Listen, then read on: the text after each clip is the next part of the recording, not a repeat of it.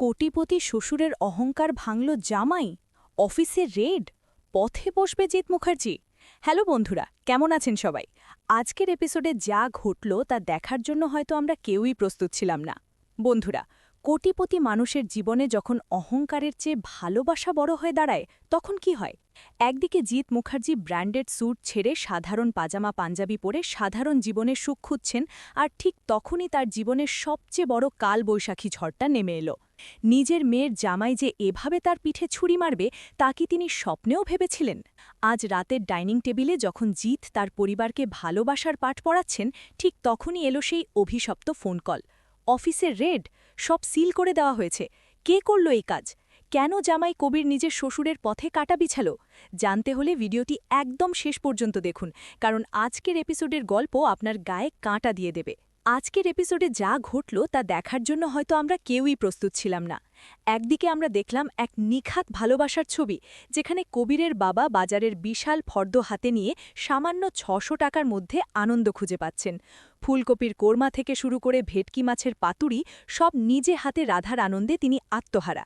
এই সাধারণ জীবনের সুখ দেখে কোটিপতি জিৎ মুখার্জির মনেও এক বিশাল পরিবর্তন এসেছে। কিন্তু বন্ধুরা, গল্প তো এখানেই শেষ নয়।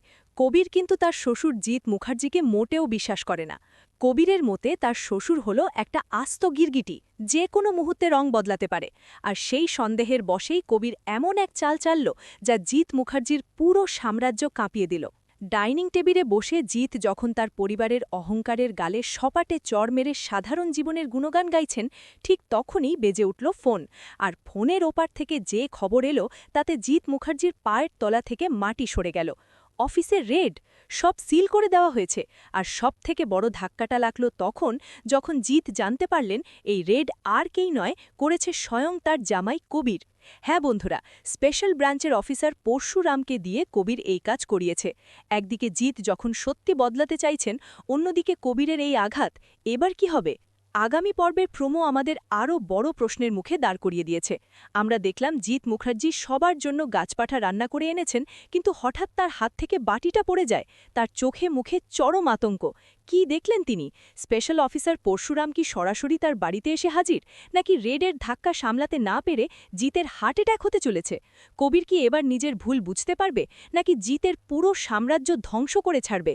জানতে হলে আমাদের চোখ রাখতে হবে আগামী পর্বে। বন্ধুরা, আজকের এপিসোড নিয়ে আপনাদের কি মতামত? কবির যা করল সেটা কি ঠিক হলো, নাকি জিতের পরিবর্তনের ওপর তার বিশ্বাস রাখা উচিত ছিল?